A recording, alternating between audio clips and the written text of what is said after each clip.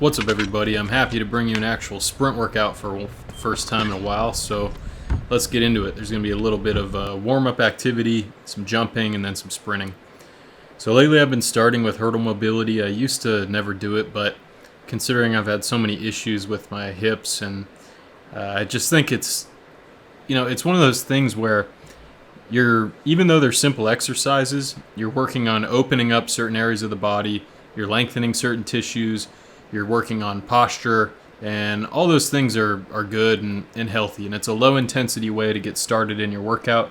You'll definitely get a little bit of a pump in your hip flexors if you haven't done it, a little bit in your calves and feet. One thing you want to think about is trying to get as much hip range of motion as possible without compensating by bending over to the side or forward. There's always going to be some movement elsewhere in the body, but the idea is to try and maximize the movement at the hip joint, not move other parts of the body to make up for a lack of mobility at the hip joint. The other thing is I would suggest doing these slow, so that way you can actually focus on the positioning, focus on the ranges of motion, not rush through it and be all herky-jerky. It may feel more, intense or more like something you want to post on Instagram to do your hurdle mobility really quick. And the same goes for drills. But if you listen to someone like Nate, or what does he say? Well, he wants to see full range of motion so that you actually get a stretch through certain tissues, so you actually get some mobility improvement. Slowing things down also allows you to really focus on your positioning and just feel the positions you're getting into. Maybe certain movements you have a little bit of hesitation or you feel a little resisted. Well, those are opportunities for improvement. So as you go through something like hurdle mobility, make sure that you're being mindful of your movements. You're not just doing it as a chore that you're not really thinking about. Make sure to really focus on those things, and I think it will help. So after the hurdle mobility, I like to do some ground-based mobility and activation work. I start with push-ups, then I go into some things for the core and spinal activation, and then some more hip work. So here we have an elbow-supported hip raise, and then go into a side plank. I think the obliques are really important for stabilizing your pelvis as you run. So if you're going to be doing core work, make sure that you're doing oblique work like side plank crunches or side crunches, side bends, things like that. Farmer's carries can work well also. But I like to do them where there's both concentric and eccentric work, and then I'll do some isometric work as well. Here's a little hip internal rotation stuff, some external rotation here with the unsupported clamshell.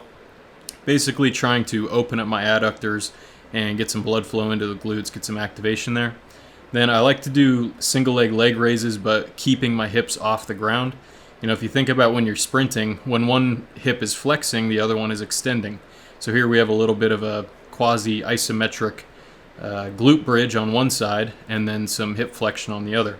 Then I'll do a little bit of knee flexion and extension just to get the hamstrings to open up a little bit. And as you do all these exercises, it's an opportunity to not only wake your body up, but you can also see, do I have any issues today? Is something tight? Does something hurt? Like for me today, my calf is bothering me. My Achilles is doing a lot better. My lower abdomen is feeling significantly better. They both are present, I feel them, but they're a lot better. But my calf is bugging me. So those are things that I take into consideration as I'm going into a session. Those little ab roll-ups I like to do. You're not trying to swing your arms to bring yourself up. You're trying to use your lower abs, roll yourself up, and then press up at the top. And these just to get a little bit of rotation work in, open up the hips, open up the hamstrings, crack your back a little bit. I really like to do these every time I do a workout. And then because I tend to be tight through my abs, I'll finish with a little ab stretch after I do those exercises. Here's a nice glute stretch. So you shift your hips over sort of kind of to the side and back, and you get a nice glute stretch. If we do hip extension work all the time, our glutes are going to become shortened. And if a muscle is shortened, it can't really contract very well. So you want to make sure that you have the ability to both lengthen and shorten a muscle. You want to be strong, but you also want to be able to open up and get long with that muscle. Particularly for me, I like to do that with the glutes. I don't really stretch my hamstrings. Then there's the Nordic quad. It's a bit of an eccentric quad exercise, but you're also going to feel it in your hip flexors and your core. So keep your core tight. Try to bend at the knees, not at the hips. Go as far back as you're comfortable with. If it's too hard, you can put your hands out in front of you. You don't have to go through a full range of motion if you're not ready for it, but build up over time. Then these, I don't know what you want to call them, leg whips or whatever. We're going to open up the adductors a little bit. You're also going to get some, contraction and lengthening in the obliques. As we sprint, our pelvis is going to rotate, kind of forward and backward, but it's also going to move up and down on each side. So we want to make sure that stuff is kind of ready to handle those types of movements. Then this is just to open up the calves a little bit. My right calf is bugging me, like I said, so there's an exercise where I would feel that. Or when I do this, or when I do those ab roll-ups, I can feel the pelvis injury that I had last January. So as I'm going through the warm-up, I'm sensing, okay, how do I feel? Do I feel like I'm getting better? Which I do, so that's good. But how bad is it? And if it's too bad, then I'll just do the warm-up and go home. But if I feel like, I still notice something there, but it's not that bad, then I'll get into something slightly more intense, like sprint drills. So once I'm good for sprint drills, I'll do some A-skips. Just like with the hurdle mobility, focus on the range of motion, not how fast you're going. What direction are you applying force into the ground? Are you staying tall? Are you able to get your knees up? All those things are important because we're trying to prepare ourselves to sprint. We're not trying to sprint the sprint drills. If we were trying to sprint the sprint drills, we would do them fast and that would be the workout, but that's not the goal. So sprint drills are a way to work on certain types of motions, tune into certain aspects of the movement, but focus on the mobility and the range of motion more than the intensity when you're doing sprint drills. Let the intensity, be something you utilize when you do other activities like jumping or sprinting. So I like to do A-skips, A-runs, and then I also like to do a little straight leg cycle type of run where you bounce, open up the leg on the front, and swoop it back to the ground. Then I got into some single leg jumps. So with these, I'm trying to jump off the ground as quick as I can and then bring the knee up and strike onto the box. I'm not really actively striking, but you want to get the knee up. As you'll see on the second set, I did a lot better. I'm trying to do things in my warm-up to where I don't have to do as many warm-up sprints. So that's why you'll see on here what I'm talking about, how when I come off, boom, I drive the knee up. That's what you want. You don't want to let the leg just hang there. You want to drive the knee up so you're going from extension to flexion very quickly. But like I was saying, I'm using these jumps not only to improve my, single leg explosive abilities, and you're going to get better transfer from a single leg jump to something like sprinting than you will from a double leg jump. So you want to make sure you're doing single leg, variations of your jump work. Same goes for lifting. But I'm trying to find ways to warm up my body without doing as many sprint reps, because I find that on days where I have good sprint workouts, I may do 10 warm-up runs. I'm going from really slow up to the point where I can do my workout. And even though those are slow, it's volume that all adds up. So I want to minimize the amount of volume that I'm doing and have the bulk of the sprints I'm doing be higher quality. So I think these jumps are a good way to both improve coordination, explosive power output off of a single support, off one leg, but also improve my ability to warm up before I get into the sprints. This one's more of a hinge, so I'm hinging and then jumping, so that way I get a little bit more hamstring, not just quad and calf. When you do the normal single leg jump, it's mostly quad and calf, but here we're going to get more glute and hamstring involvement. It's also going to challenge you to balance before you explode up. And if you think about the positions we're in when we're sprinting, they're more like that position right there. So I think both of these variations of the single leg jump are good. I did 5 sets of 3 per leg total between the 2 different jumps, I believe. Maybe I did 6 sets of 3, I don't remember. But that finished the warm-up. It's my first time in blocks since like May, so the first one was just a little pop-out.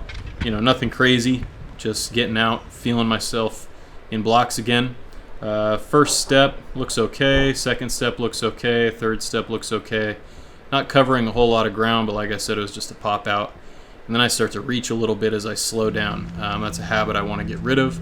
I'm sure I will, but since I haven't done blocks in a while, that's when the old habits come in. Here I'm wearing the Puma Tokyo Future 4 spikes. They're pretty nice if you like a more traditional spike without the big bubble or big foam pad underneath. So this was the first one that I did with the free lap. I think this was a 196 or something.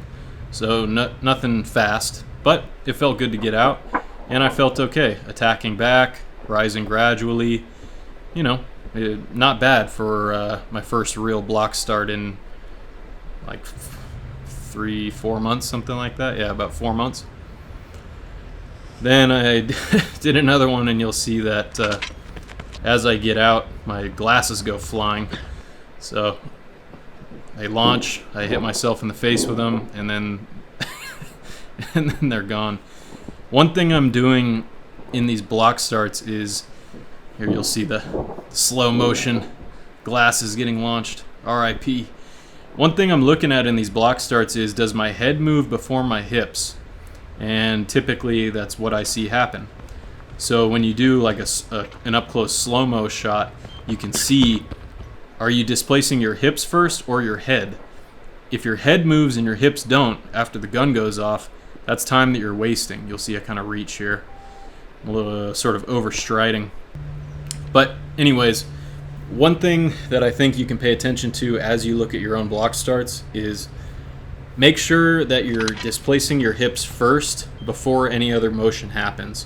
It's going to be very common for your head to move first, so that's something we want to get out of. We want the first motion to be something that sends us forward, not a motion that is not helping us get toward the finish line. So I'm going to wrap up on that point. Hopefully this is an interesting thing for you guys to see how a session might be set up. The total sprint volume was pretty low. I only did 4 block starts, but that's because I'm trying to get healthy. My focus is not on competing. My focus is not on anything like that. It's purely getting back to being able to sprint, because I love to sprint, and then we'll see where things go from there. But for now, my goal is to just be able to sprint without pain, and I'm seeing good progress, so I'm happy about that.